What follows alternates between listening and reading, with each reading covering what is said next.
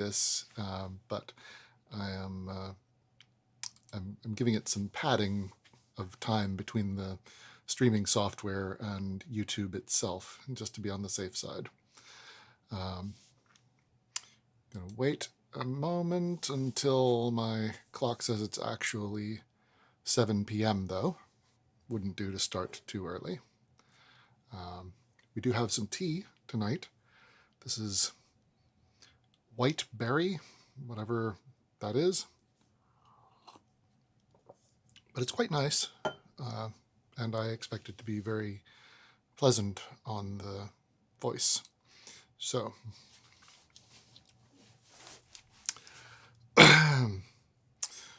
it is almost 7 p.m. and we'll be starting momentarily. I apologize for any camera shake. You all might see the camera is mounted on the same support as the microphone, and it's spring-loaded. So after being adjusted, it sometimes goes a little like that.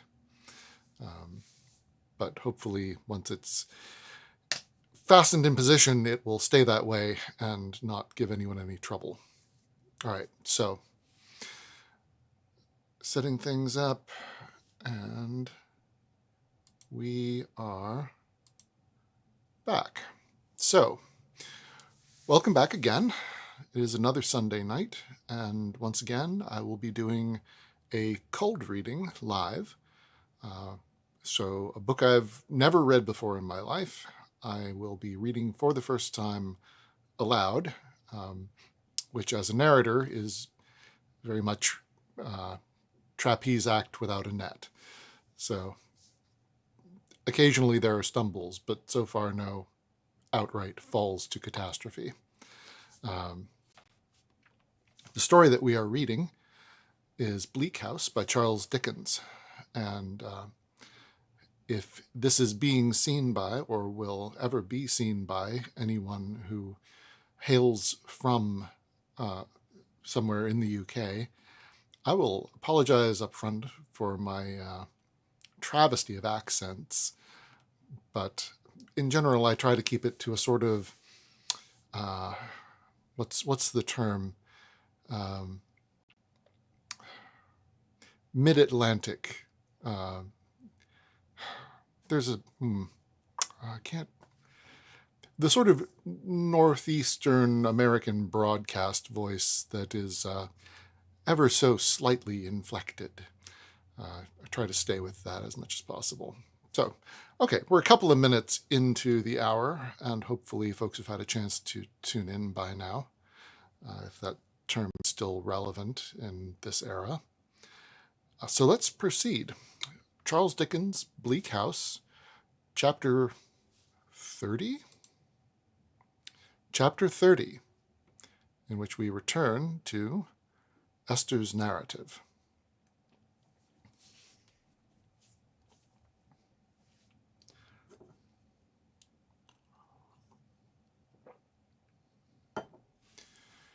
Richard had been gone away some time when a visitor came to pass a few days with us. It was an elderly lady.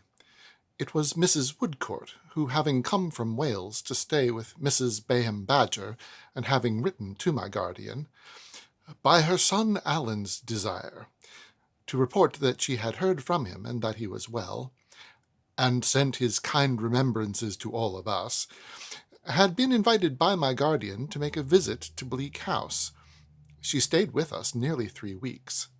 She took very kindly to me and was extremely confidential, so much so that sometimes she almost made me uncomfortable. I had no right, I knew very well, to be uncomfortable because she confided in me, and I felt it was unreasonable. Still, with all I could do, I could not quite help it.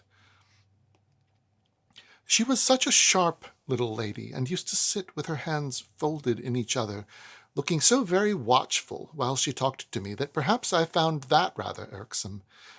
Or perhaps it was her being so upright and trim, though I don't think it was that, because I thought that quaintly pleasant. nor can it have been the general expression of her face, which was very sparkling and pretty for an old lady. I don't know what it was. Or at least, if I do know, I thought I did not then. Or at least, but it don't matter. Of a night when I was going upstairs to bed, she would invite me into her room, where she sat before the fire in a great chair, and, dear me, she would tell me about Morgan ap Kerrig until I was quite low-spirited.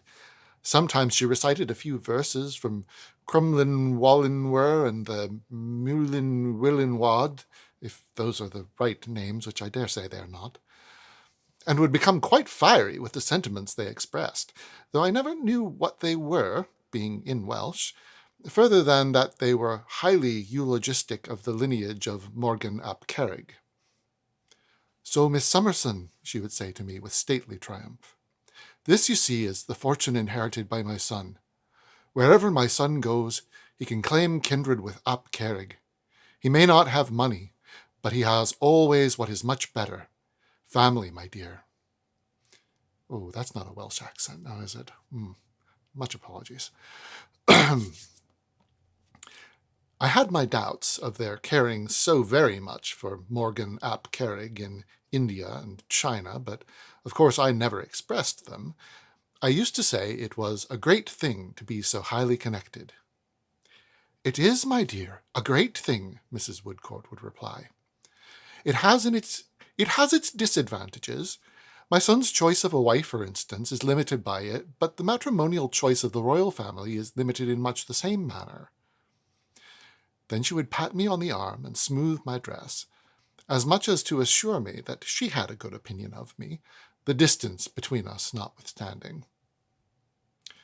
"Poor Mr. Woodcourt, my dear," she would say, and always with some emotion, for with her lofty pedigree she had a very affectionate heart.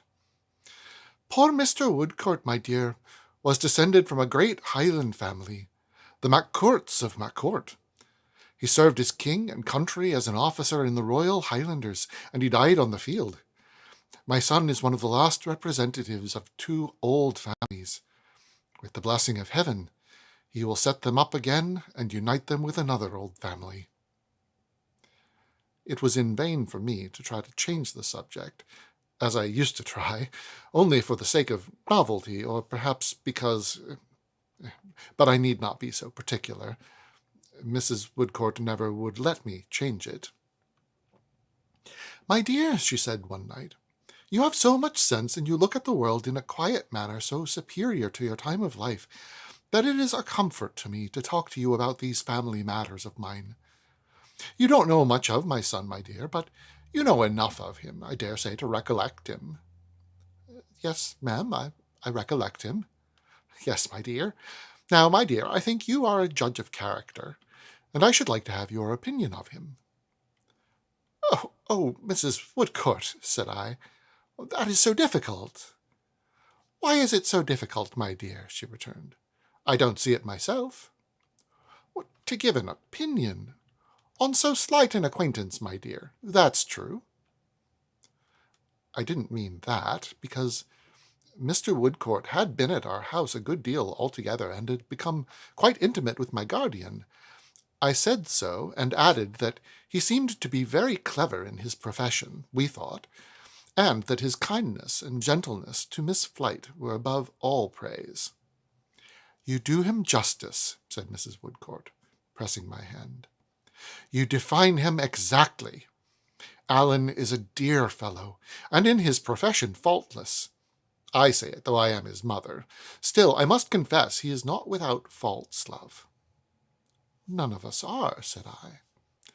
"Ah, but his really are faults that he might correct and ought to correct," returned the sharp old lady, sharply shaking her head.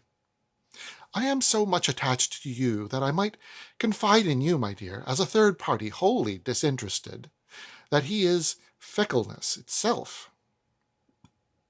I said I should have thought it hardly possible that he could have been otherwise than constant to his profession, and zealous in the pursuit of it, judging from the reputation he had earned. You're right again, my dear, the old lady retorted. But I don't refer to his profession, look you. Oh, said I. No, said she. I refer, my dear, to his social conduct. He is always paying trivial attentions to young ladies, and always has been ever since he was 18. Now, my dear, he has never really cared for any one of them, and has never meant in doing this to do any harm or to express anything but politeness and good nature. Still, it's not right, you know, is it? No, said I, as she seemed to wait for me. And it might lead to mistaken notions, you see, my dear. I supposed it might. Therefore, I've told him many times that he really should be more careful, both in justice to himself and in justice to others, and he has always said, Mother, I will be, but you know me better than anybody else does, and you know I mean no harm. In short, mean nothing. All of which is very true, my dear, but is no justification. However, as he is now gone so far away and for an indefinite time, and as he will have good opportunities and introductions, we may consider this past and gone. And you, my dear, said the old lady, who was now all nods and smiles, regarding your dear self, my love. Me, Mrs. Woodcourt. Not to be selfish, talking of my son, who is going to seek his fortune and to find a wife. When do you mean to seek your fortune, and to find a husband, Miss Summerson? Ay, look you, now you blush. I don't think I did blush. At all events, it was not important if I did. And I said, my present fortune perfectly contented me, and I had no wish to change it. Shall I tell you what I always think of you, and the fortune yet to come for you, my love? Said Mrs. Woodcourt. If you believe that you are a good prophet, said I. Why then, it is that you will marry someone very rich and very worthy, much older, 25 years perhaps, than yourself, and you will be an excellent wife, and much beloved, and very happy. That is a good fortune, said I, but why is it to be mine? My dear, she returned, there is suitability in it. You're so busy and so neat and so peculiarly situated altogether that there is suitability in it, and it will come to pass, and nobody, my love, will congratulate you more sincerely on such a marriage than I shall. It was curious that this should make me uncomfortable, but I think it did.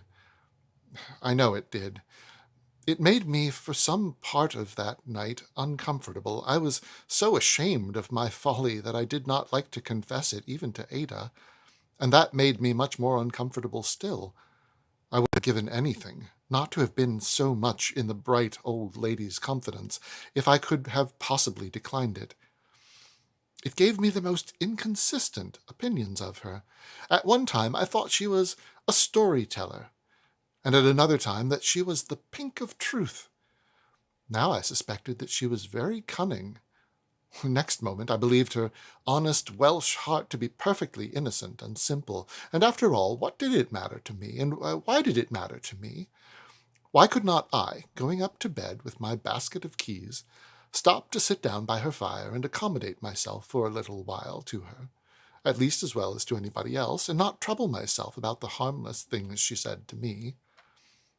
Impelled towards her, as I certainly was, for I was very anxious that she should like me, and was very glad indeed that she did, why should I harp afterwards with actual distress and pain on every word she said, and weigh it over and over again in 20 scales? Why was it so worrying to me to have her in our house, and confidential to me every night, when I yet felt that it was better and safer somehow that she should be there than anywhere else? These were perplexities and contradictions that I could not account for, at least if I could. But I shall come to all that by and by, and it is mere idleness to go on about it now. So, When Mrs. Woodcourt went away, I was sorry to lose her, but was relieved too. And then Caddy Jellybee came down, and Caddy brought such a packet of domestic news that it gave us abundant occupation. First, Caddy declared, and would at first declare nothing else, that I was the best adviser that ever was known. This, my pet said, was no news at all, and this, I said, of course, was nonsense. Then Caddy told us that she was going to be married in a month, and that if Ada and I would be her bridesmaids, she was the happiest girl in the world. To be sure, this was news indeed, and I thought we never should have done talking about it. We had so much to say to Caddy, and Caddy had so much to say to us. It seemed... goodness.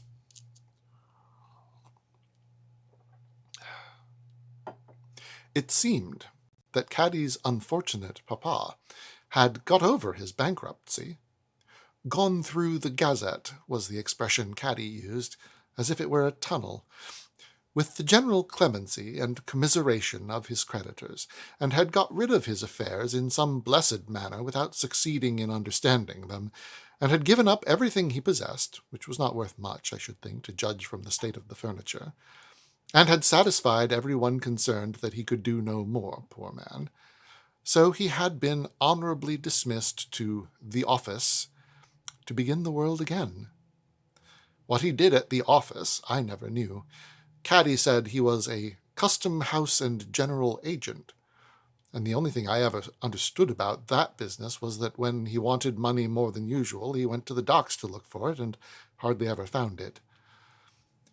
As soon as her papa had tranquilized his mind by becoming this shorn lamb, and they had removed to a furnished lodging in Hatton Garden, where I found the children, when I afterwards went there, cutting the horsehair out of the seats of the chairs and choking themselves with it.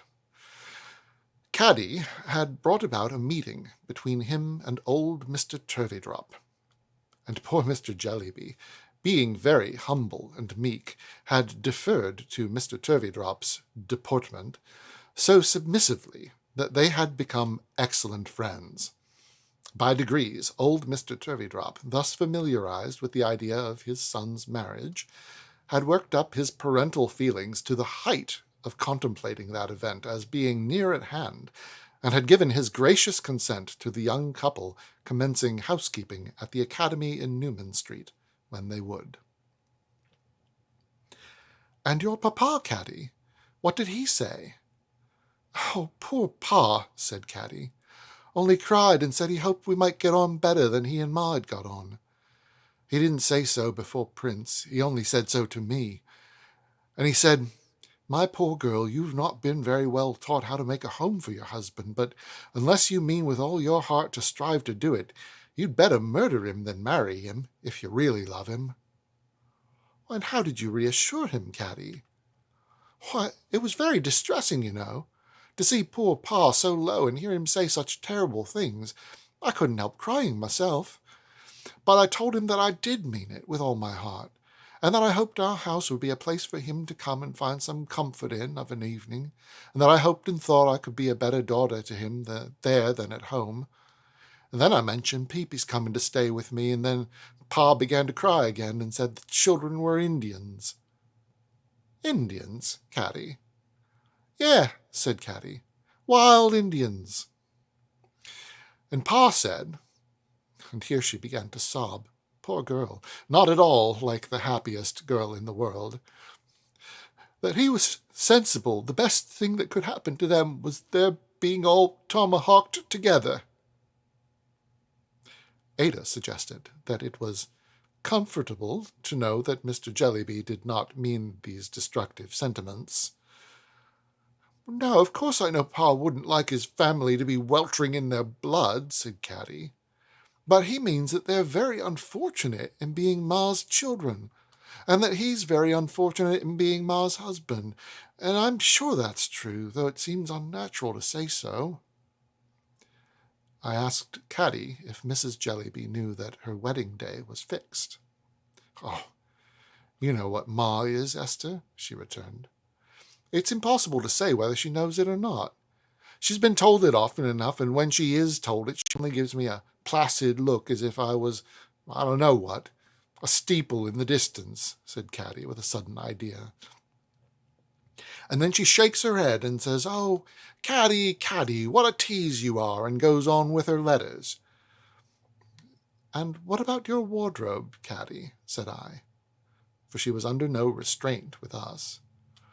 "Well, my dear Esther," she returned, drying her eyes, "I must do the best I can, and trust to my dear prince never to have an unkind remembrance of my coming so shabbily to him.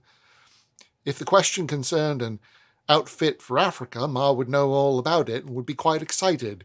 Being what it is, she neither knows nor cares." Caddy was not at all deficient in natural affection for her mother, but mentioned this with tears as an undeniable fact, which I am afraid it was. We were sorry for the poor dear girl, and found so much to admire in the good disposition which had survived under such discouragement, that we both at once, I mean Ada and I, proposed a little scheme that made her perfectly joyful. This was her staying with us for 3 weeks, my staying with her for 1, and our all 3 contriving and cutting out and repairing and sewing and saving, and doing the very best we could think of to make the most of her stock. My guardian being as pleased with the idea as Caddy was, we took her home next day to arrange the matter, and brought her out again in triumph, with her boxes and all the purchases that could be squeezed out of a 10-pound note, which Mr. Jellybee had found in the docks, I suppose, but which he, at all events, gave her. What my guardian would not have given her if we had encouraged him, it would be difficult to say, but we thought it right to compound for no more than her wedding dress and bonnet. He agreed to this compromise, and if Caddy had ever been happy in her life, she was happy when we sat down to work. She was clumsy enough with her needle, poor girl, and pricked her fingers as much as she had been used to ink them. She could not help reddening a little now and then, partly with the smart, and partly with vexation at being able to do no better, but she soon got over that, and began to improve rapidly. So day after day, she and my darling and my little maid Charlie, and a milliner out of the town, and I, sat hard at work as pleasantly as possible. Over and above this, Caddy was very anxious to learn housekeeping, as she said. Now, mercy upon us. The idea of her learning housekeeping of a person of my vast experience was such a joke that I laughed and colored up and fell into a comical confusion when she proposed it. However, I said, "Caddy, I'm sure you are very welcome to learn anything that you can learn of me, my dear." And I showed her all my books and methods and all my fidgety ways. You would have supposed that I was showing her some wonderful inventions by her study of them. And if you had seen her, whenever I jingled my housekeeping keys, get up and attend me, certainly you might have thought that there never was a greater impostor than I, with a blinder follower than Caddy Jellybee. So, what with working and housekeeping, and lessons to Charlie, and backgammon in the evening with my guardian, and duets with Ada, the 3 weeks slipped fast away. Then I went home with Caddy to see what could be done there, and Ada and Charlie remained behind to take care of my guardian. When I say I went home with Caddy, I mean to the furnished lodging in Hatton Garden. We went to Newman Street 2 or 3 times, where preparations were in progress too. A good many, I observed, for enhancing the comforts of old Mr. Turveydrop, and a few for putting the newly married couple away cheaply at the top of the house. But our great point was to make the furnished lodging decent for the wedding breakfast, and to imbue Mrs. Jellybee beforehand with some faint sense of the occasion. The latter was the more difficult thing of the 2, because Mrs. Jellybee and an unwholesome boy occupied the front sitting-room. The back one was a mere closet, and it was littered down with waste paper and African documents as an untidy stable might be littered with straw. Mrs. Jellybee sat there all day drinking strong coffee, dictating and holding African interviews by appointment. The unwholesome boy, who seemed to me to be going into a decline, took his meals out of the house. When Mr. Jellybee came home, he usually groaned and went down into the kitchen. There he got something to eat if the servant would give him anything, and then, feeling that he was in the way, went out and walked about Hatton Garden in the wet. The poor children scrambled up and tumbled down the house as they had always been accustomed to do. The production of these devoted little sacrifices in any presentable condition being quite out of the question at a week's notice, I proposed to Caddy that we should make them as happy as we could on her marriage morning in the attic where they all slept, and should confine our greatest efforts to her mamma and her mamma's room, and a clean breakfast. In truth, Mrs. Jellybee required a good deal of attention, the lattice-work up her back having widened considerably since I first knew her, and her hair looking like the mane of a dustman's horse. Thinking that the display of Caddy's wardrobe would be the best means of approaching the subject, I invited Mrs. Jellybee to come and look at it spread out on Caddy's bed in the evening after the unwholesome boy was gone. "My dear Miss Summerson," said she, rising from her desk with her usual sweetness of temper, "these are really ridiculous preparations. Though your assisting them is a proof of your kindness, there is something so inexpressibly absurd to me in the idea of Caddy being married. Oh, Caddy, you silly, silly, silly puss." She came upstairs with us, notwithstanding, and looked at the clothes in her customary far-off manner. They suggested one distinct idea to her, for she said with her placid smile and shaking her head, "My good Miss Summerson, at half the cost this weak child might have been equipped for Africa." On our going downstairs again, Mrs. Jellybee asked me whether this troublesome business was really to take place next Wednesday, and on my replying yes, she said, "Will my room be required, my dear Miss Summerson? For it's quite impossible that I can put my papers away." I took the liberty of saying that the room would certainly be wanted, and that I thought we must put the papers away somewhere. "Well, my dear Miss Summerson," said Mrs. Jellybee, "you know best, I dare say, but by obliging me to employ a boy, Caddy has embarrassed me to that extent, overwhelmed as I am with public business, that I don't know which way to turn.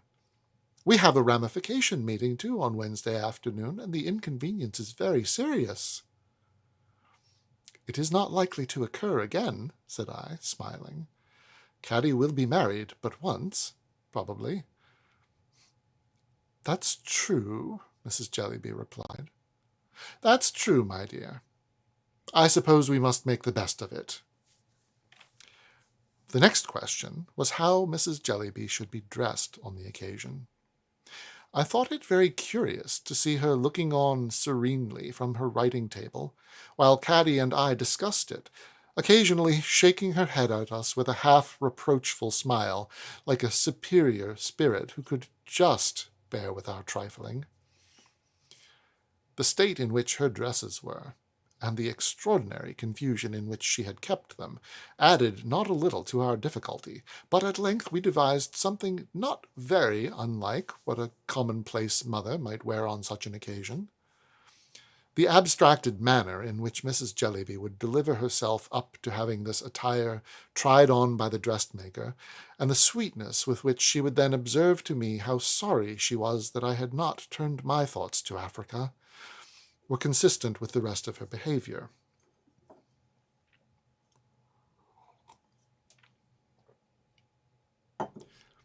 The lodging was rather confined as to space, but I fancied that if Mrs. Jellybee's household had been the only lodgers in St. Paul's or St. Peter's, the sole advantage they would have found in the size of the building would have been its affording a great deal of room to be dirty in. I believe that nothing belonging to the family which it had been possible to break was unbroken at the time of those preparations for Caddy's marriage, that nothing which it had been possible to spoil in any way was unspoilt, and that no domestic object which was capable of collecting dirt from a dear child's knee to the door plate was without as much dirt as could well accumulate on it.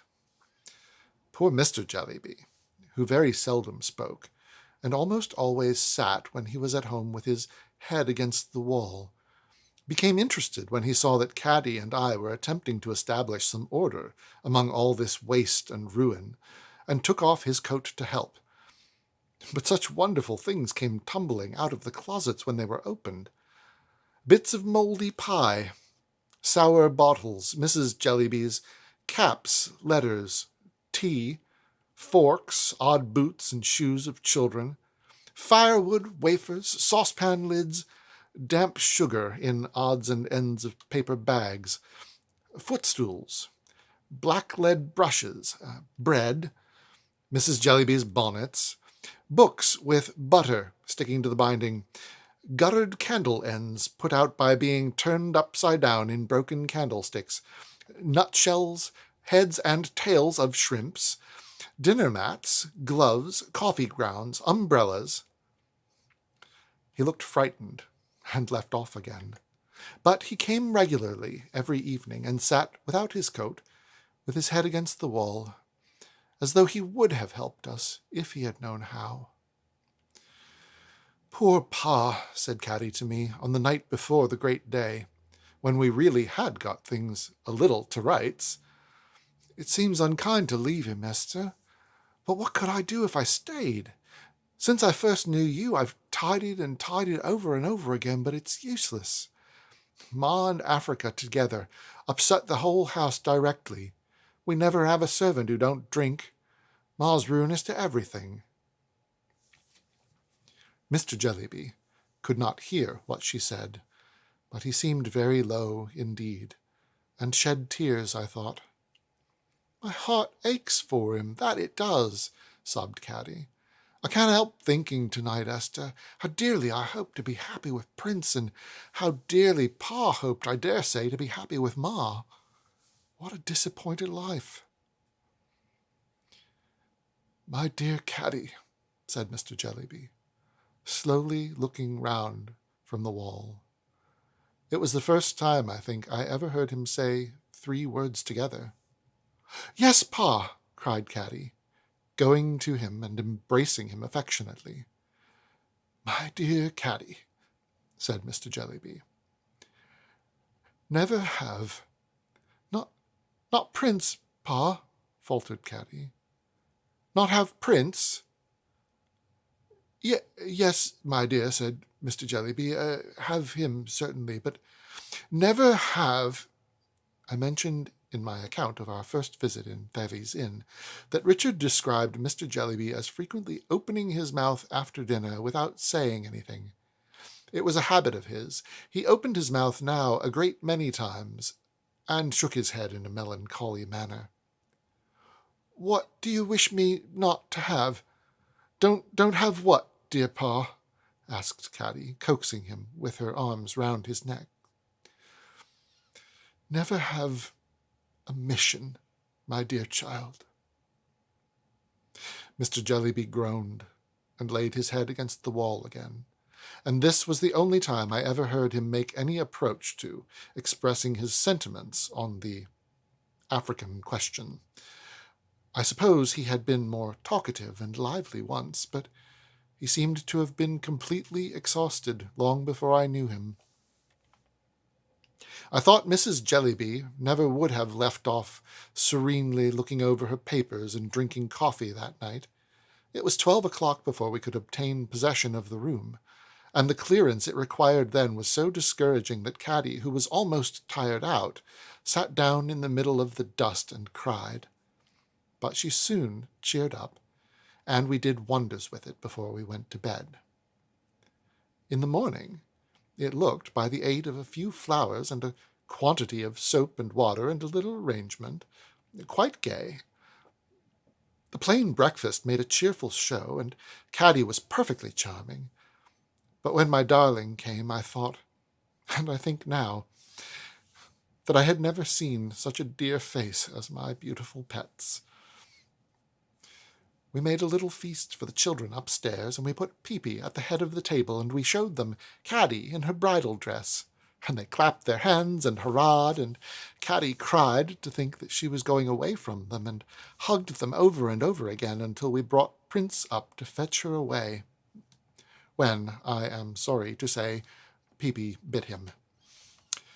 Then there was old Mr. Turveydrop downstairs, in a state of deportment not to be expressed, benignly blessing Caddy and giving my guardian to understand that his son's happiness was his own parental work, and that he sacrificed personal considerations to ensure it. "My dear sir," said Mr. Turveydrop, "these young people will live with me. My house is large enough for their accommodation, and they shall not want the shelter of my roof.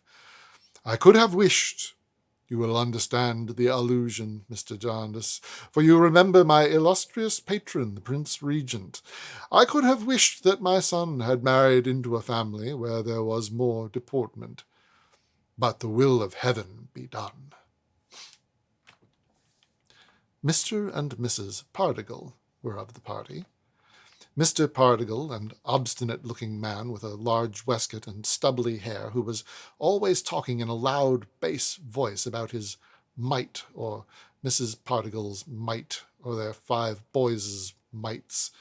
Mr. Quayle, with his hair brushed back as usual and his knobs of temples shining very much, was also there, not in the character of a disappointed lover, but as the accepted of a young, at least an unmarried, lady, a Miss Whisk, who was also there.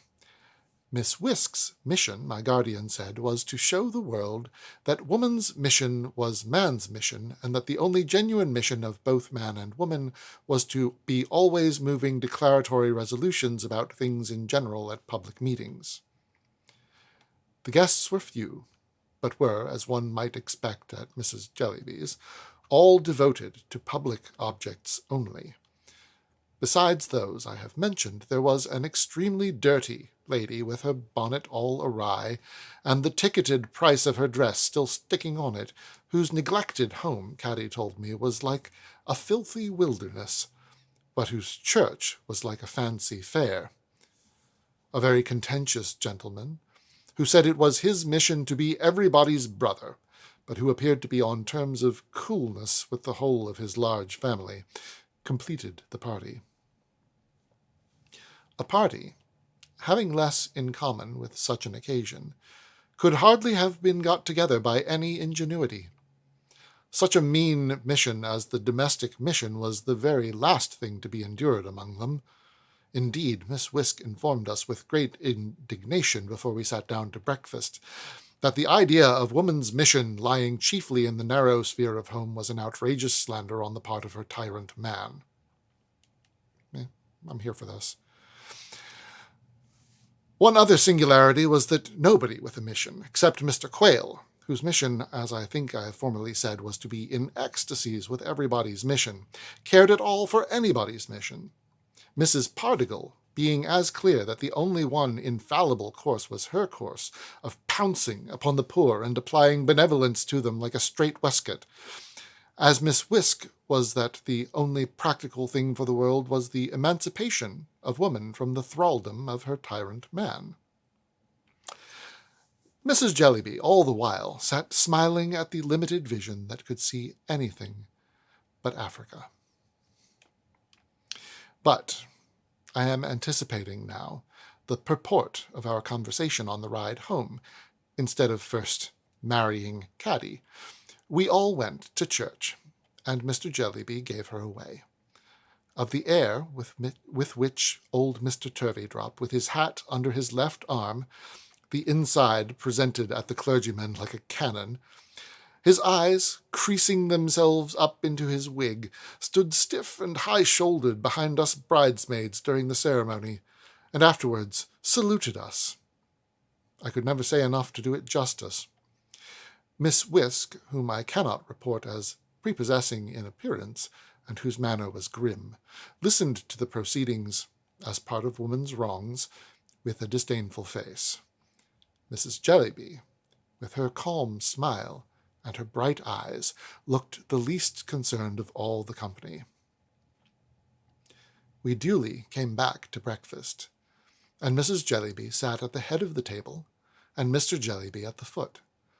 Caddy had previously stolen upstairs to hug the children again, and tell them that her name was Turveydrop. But this piece of information, instead of being an agreeable surprise to Peepy, threw him on his back in such transports of kicking grief that I could do nothing on being sent for but accede to the proposal that he should be admitted to the breakfast table. So he came down and sat in my lap, and Mrs. Jellybee, after saying in reference to the state of his pinafore, "Oh, you naughty Peepy, what a shocking little pig you are," was not at all discomposed. He was very good, except that he brought down Noah with him, out of an ark I had given him before we went to church, and would dip him head first into the wine-glasses and then put him in his mouth. My guardian, with his sweet temper, and his quick perception and his amiable face, made something agreeable even out of the ungenial company. None of them seemed able to talk about anything but his or her own one subject, and none of them seemed able to talk about even that as part of a world in which there was anything else. But my guardian turned it all to the merry encouragement of Caddy and the honour of the occasion, and brought us through the breakfast nobly. What we should have done without him I am afraid to think, for all the company despising the bride and bridegroom, and old Mr. Turveydrop, and old Mr. Turveydrop, in virtue of his deportment, considering himself vastly superior to all the company. It was a very uncompromising case. At last the time came when poor Caddy was to go, and when all her property was packed on the hired coach and pair, all her property was packed on the hired coach and pair that was to take her and her husband to Gravesend. It affected us to see Caddy clinging then to her deplorable home and hanging on her mother's neck with greatest tenderness. "I'm very sorry I couldn't go on writing from dictation, Ma," sobbed Caddy. "I hope you forgive me now." "Oh, Caddy, Caddy," said Mrs. Jellybee, "I have told you over and over again that I have engaged a boy, and there's an end of it." "You're sure you're not the least angry with me, Ma? Say you're sure before I go away, Ma." "You foolish Caddy," returned Mrs. Jellybee. "Do I look angry? Or have I inclination to be angry, or time to be angry? How can you?" Mrs. Jellybee positively laughed at the fancy. "You romantic child," said she, lightly patting Caddy's back. "Go along. I am excellent friends with you. Now goodbye, Caddy, and be very happy." And then Caddy hung upon her father and nursed his cheek against hers as if he were some poor dull child in pain. All this took place in the hall. Her father released her, took out his pocket-handkerchief, and sat down on the stairs with his head against the wall. I hope he found some consolation in walls. I almost think he did. And then Prince took her arm in his and turned with great emotion and respect to his father, whose deportment at that moment was overwhelming. "Thank you over and over again, Father," said Prince, kissing his hand. "I'm very grateful for all your kindness and consideration regarding our marriage, and so I can assure you is Caddy." "Very," sobbed Caddy, "very." "My dear son," said Mr. Turveydrop, "and dear daughter, I have done my duty. If the spirit of a sainted woman hovers above us and looks down on the occasion, that, and your constant affection, will be my recompense. You will not fail in your duty, my son and daughter, I believe." "Dear father, never!" cried Prince. "Never, never, dear Mr. Turveydrop," said Caddy. This, returned Mr. Turveydrop, is as it should be. My children, my home is yours, my heart is yours, my all is yours. I will never leave you. Nothing but death shall part us. My dear son, you contemplate an absence of a week, I think. A week, dear father. We shall return home this day week. My dear child, said Mr. Turveydrop, let me, even under the present exceptional circumstances, recommend strict punctuality. It is highly important to keep the connection together, and schools, if at all neglected, are apt to take offence. This day week, father, we shall be sure to be home to dinner. Good, said Mr. Turveydrop. You will find fires, my dear Caroline, in your own room, and dinner prepared in my apartment. Yes, yes, Prince, anticipating some self-denying objection on his son's part with a great air. You and our Caroline will be strange in the upper part of the premises, and will, therefore, dine that day in my apartment. Now, bless ye. They drove away, and whether I wondered most at Mrs. Jellybee or at Mr. Turveydrop, I did not know. Ada and my guardian were in the same condition when we came to talk it over. But before we drove away, too, I received a most unexpected and eloquent compliment from Mr. Jellybee. He came up to me in the hall, took both of my hands, pressed them earnestly, and opened his mouth, twice. I was so sure of his meaning that I said, quite flurried, You are very welcome, sir. Pray don't mention it. I hope this marriage is for the best, guardian, said I, when we three were on our road home. I hope it is, little woman. Patience. We shall see. Is the wind in the east today? I ventured to ask him. He laughed heartily and answered, No. But it must have been this morning, I think, said I. He answered no again, and this time my dear girl confidently answered no, too, and shook the lovely head which, with its blooming flowers against the golden hair, was like the very spring. Much you know of east winds, my ugly darling, said I, kissing her in my admiration. I couldn't help it. Well, it was only their love for me. I know very well, but it is a long time ago. I must write it, even if I rub it out again, because it gives me so much pleasure. They said there could be no east wind where somebody was, and they said that wherever Dame Durden went, there was sunshine and summer air. End of chapter.